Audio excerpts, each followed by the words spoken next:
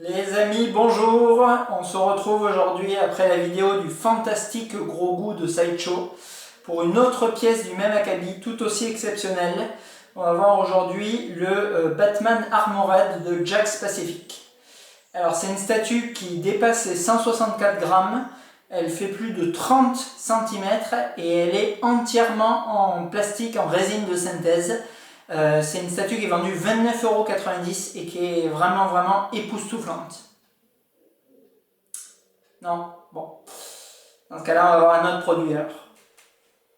Allez, on se retrouve pour le vrai produit qu'on va voir aujourd'hui. On se retrouve avec ce buste de Justice League du Batman, édité à 599 exemplaires par nos amis Queen Studio. Alors c'est une pièce que j'attendais énormément puisque c'est du coup la deuxième pièce d'ici que j'ai dans ma collection après le Joker que j'avais énormément aimé. La première Queen que j'ai eue et que je vous avais présentée il y a du coup un an pile poil puisque c'était dans le confinement de l'année dernière, le premier confinement. Et on voit du coup un an plus tard ce buste officiel ce coup-ci, tiré de DC, tiré de Justice League et du coup non de Dark Knight avec le Batfleck. Alors c'est un buste que je trouve extrêmement réussi, il est tiré du coup à un peu moins de 600 exemplaires. On est sur quelque chose comme 2000 € en prix public. Donc on a un rapport, je trouve, licence, produit, prix et tirage qui est relativement cohérent. Et un buste qui souffre de très peu de défauts à mon sens. Alors c'est un buste qui va être assez dur à trouver aujourd'hui puisque tous les exemplaires qui ont été déjà diffusés sur le marché asiatique et le marché américain sont dans la plupart arrivés dans des collections et n'en bougent plus. Le buste qui vient ici du coup de chez Derive Store, que je remercie une fois de plus pour la diffusion des produits Queen en Europe. C'est vraiment génial de pouvoir acheter ces produits par son biais. Déjà comme toujours, il y a un service qui est 5 étoiles avec une livraison rapide, des produits impeccables, un très bon feeling et retour, et des prix vraiment extrêmement cohérents compte tenu du prix d'origine, des frais de port gargantuesques là depuis un an, depuis le début du coronavirus. Je trouve que voilà, le fait de pouvoir les acheter directement dans le pays, c'est premièrement gage de sérénité et deuxièmement très généralement payer ou le même prix voire moins cher. Voilà. Alors ce buste du Batfleck, il est extrêmement beau je trouve, donc il est déjà parfaitement fidèle à l'acteur. Alors j'avais pu voir les premiers retours mais bon c'est toujours comme tout et n'importe quoi en fait. On va avoir des gens qui prennent des photos sous tel ou tel angle avec telle luminosité pour rabaisser et dénigrer la pièce, donc n'importe quelle statue, aussi belle soit-elle, peut être toujours amoindrie je trouve. Là on avait au niveau du regard des critiques qui avaient été émises. Alors j'ai regardé personnellement encore le week-end dernier du coup pour la deuxième fois la Justice League de Snyder, qui est d'ailleurs absolument pharaonique j'ai trouvé. Pour moi on a parfaitement du coup le Batfleck là dans ce buste, que ça soit au niveau du menton, que ça soit la bouche, que ça soit même le regard, c'est-à-dire que si on masque cette partie, hormis le costume bien sûr qui est spécifique à Justice League, je trouve que rien que sur ce bandeau, on reconnaît parfaitement vraiment Ben Affleck et on a un travail de photoréalisme et de likeness qui est époustouflant comme à chaque fois chez Queen. Je trouve que vraiment au-delà des matériaux qu'ils emploient, alors bien sûr là, voilà, que ce soit les yeux, que ce soit la peau, les grains de barbe, c'est vraiment génial d'ailleurs au toucher, j'avais pas touché, c'est trop bien fait. On a quelque chose vraiment de top niveau, de haute qualité, mais au-delà de ça, quelque chose que j'ai toujours cherché à l'époque dans les cinémaquettes, dans les élites, je trouve qu'on a vraiment l'esprit du personnage qui est figé, qui est immortalisé, et là on a l'expression du Batman hargneux, du Batman angré qu'on retrouve du coup que ça soit dans Batman vs Superman ou dans Justice League. On a vraiment voilà, cette air de Ben Affleck qui est figé sur une pièce, et franchement c'est extrêmement bien fait, et ça doit demander beaucoup de boulot pour arriver voilà parce que je veux dire, ce que je retrouve vraiment sur d'autres marques comme Infinity, comme GND, où ils utilisent eux aussi des matériaux vraiment très nobles, de haute qualité et très photoréalistes, mais je pense que vraiment on va retrouver le menton, on va retrouver la ride, on va retrouver ceci, cela, des traits visuels du visage de l'acteur. mais au niveau de l'expression, alors chez JND moins, mais vraiment plus par rapport à Infinity, on a tout le temps ce petit côté qui manque. On n'a pas l'air de l'acteur, c'est pas tout à fait Jason Momoa, c'est pas Margot Robbie, etc. Et là, je trouve que Ben Affleck, il est là, il est immortalisé sur cette pièce et c'est extrêmement bien fait. Voilà. Alors, on la décrira plus au niveau du zoom, mais grosso modo, synthétiquement, du coup, ce buste, il se décompose en 3 parties. On a le socle qui est magnifique, j'adore. Il est très gothique, il est très léger, très aérien, ce socle, j'aime vraiment beaucoup. Il fait absolument pas lourdingue. Alors, on est un peu dans l'esprit, bien sûr, de ce qu'avait fait Prime One avec toute la gamme Arkham Asylum, Arkham City. On a, c'est-à-dire, voilà, de la pierre et des gargouilles, des ossements, des crânes, des machins, comme ils avaient fait. Mais c'est vrai qu'on avait toujours quelque chose d'assez monobloc. C'est-à-dire qu'on avait un gros rectangle, bien lourd, bien massif, avec un petit peu de découpe et d'ornement. Alors que là, on a quelque chose de vraiment, vraiment très léger, avec le drapé de la mort, là, du squelette qui vient un petit peu flotter, avec ces petites gargouilles qui viennent s'intercaler du coup dans le socle. Elles viennent se clipser dessus, là, pareillement, ou par petits picots. Et voilà, ce bouclier là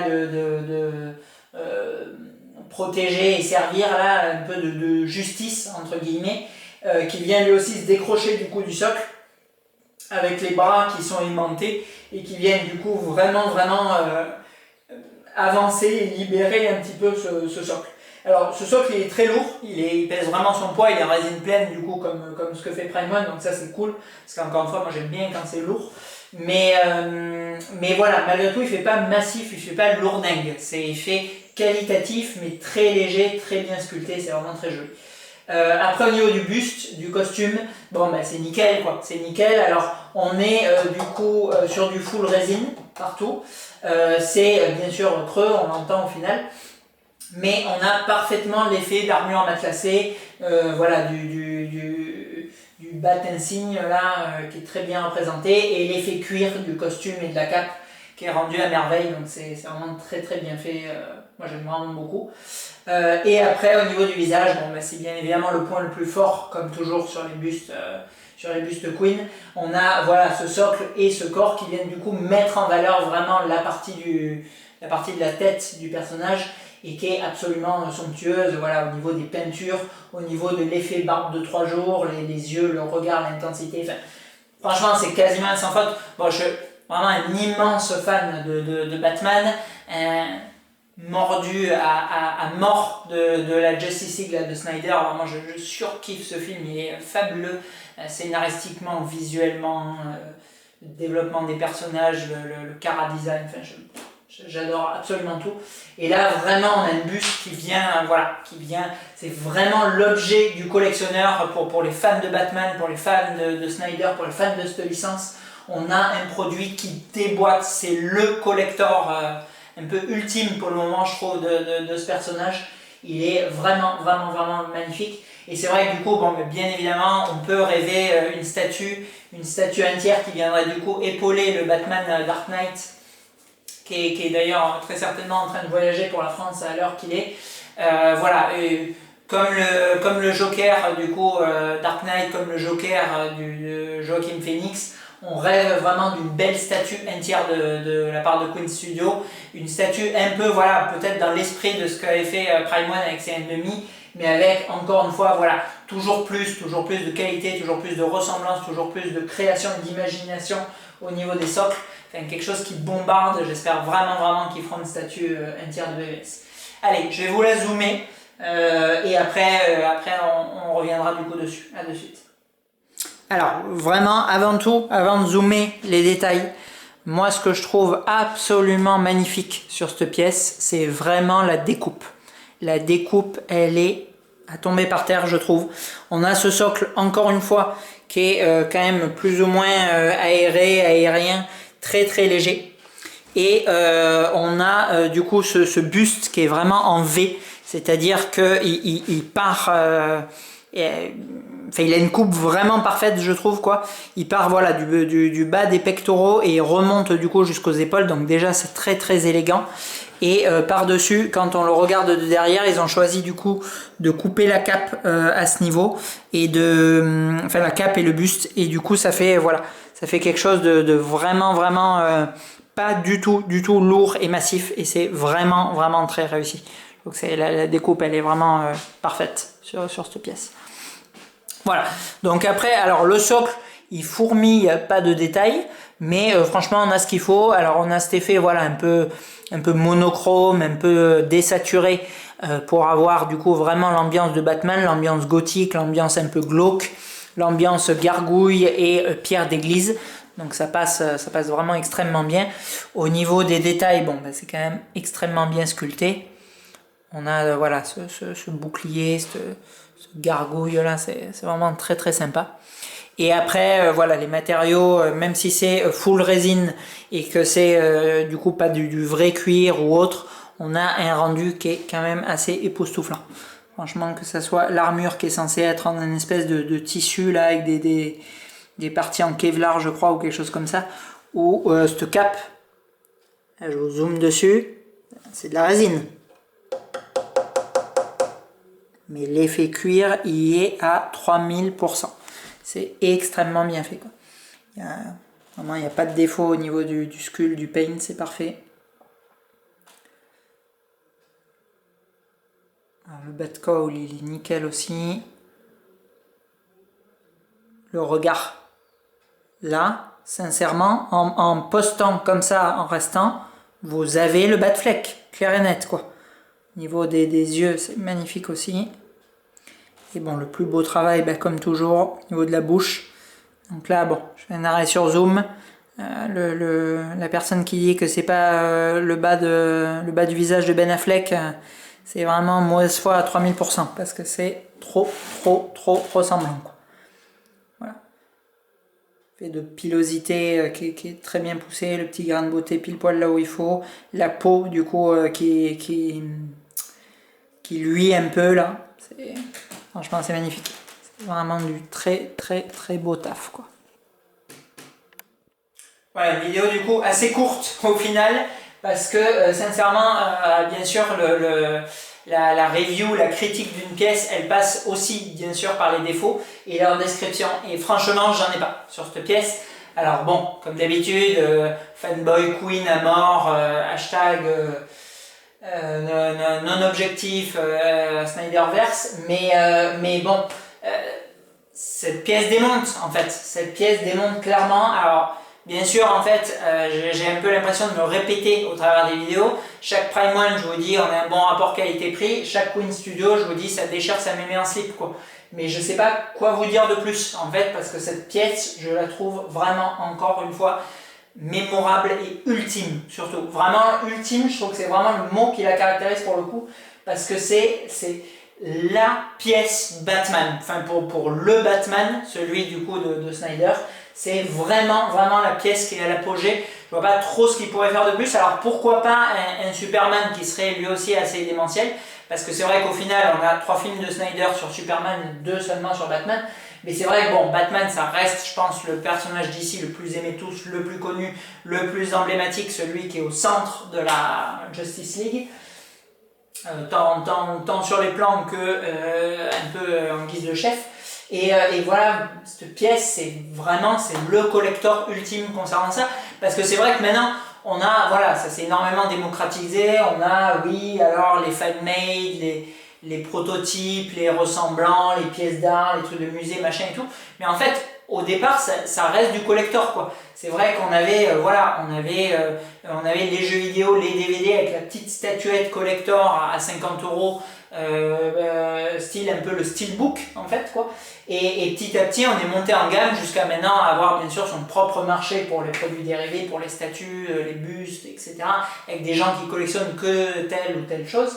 Mais en fait, ça reste un objet collector issu d'un film ou d'un jeu vidéo qu'on a bien aimé. Et c'est vrai que je trouve que là, on est vraiment sur le collector ultime, quoi. Je trouve que ça représente vraiment bien. Voilà, prix parfaitement justifié, tirage top niveau, 599 exemplaires monde pour du Batman, c'est top. Pièces démentielles, pièces artistiques, pièces grosses, pièces extrêmement ressemblantes, pièces qui se démarquent de tout ce qui a été fait jusqu'à aujourd'hui sur le marché. Franchement, pas de défaut. Alors, peut-être pas 20 sur 20 parce que je suis pas estomaqué, ébloui avec la langue qui se déroule sur cette pièce, mais je trouve honnêtement pas de défaut. Pour du buste, c'est somptueux. Voilà. Alors, où se le procurer du coup? Pas spécialement d'idée, puisque à ma connaissance, il y a déjà une sacrée liste d'attente du coup chez Florian de Derive Store, donc n'hésitez quand même peut-être pas à le contacter, on ne sait jamais. Les annulations, les changements d'avis, les coronavirus qui sont passés par là, mais à première vue, c'est un objet qui va être assez dur à se procurer. Dernier du coup petit point, la cote à venir future de cet objet, je ne saurais pas vraiment vous dire en fait.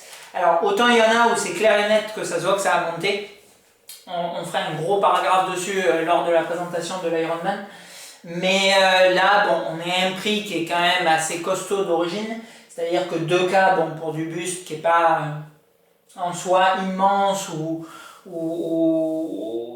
très lourd ou très technique ou autre, bon on a quand même voilà, énormément de résine sur ce buste. 2K c'était avant ce sur quoi on criait au feu quand on voyait le prix des bustes élites. Bon, je trouve que là, voilà, encore une fois, compte tenu de l'évolution des prix, compte tenu de la licence, on est sur quelque chose de vraiment cohérent. Maintenant, bon, c'est pas non plus la promo du siècle, je trouve. On est sur un prix justifié. Donc j'aurais tendance à dire qu'il ne va pas spécialement augmenter. Je verrai sa cote se stabiliser plus ou moins sur son prix de départ ou avec une très légère augmentation de 10-15% peut-être. Mais à mon avis, pas beaucoup plus malgré tout. Voilà. Allez, ça fait plaisir du coup de voir du Queen, parce que c'est vrai qu'avec Sideshow, avec PCS, avec Prime One, on avait du coup plus trop suivi l'actualité de la marque. Là je pense qu'on va revenir avec plusieurs vidéos d'affilée sur Queen, parce que vraiment, bon, comme d'hab, ça bouge vraiment pas mal. Et là j'en ai un sacré paquet en retard à vous présenter, donc très certainement à bientôt pour la suite du Queenverse du coup. À bientôt!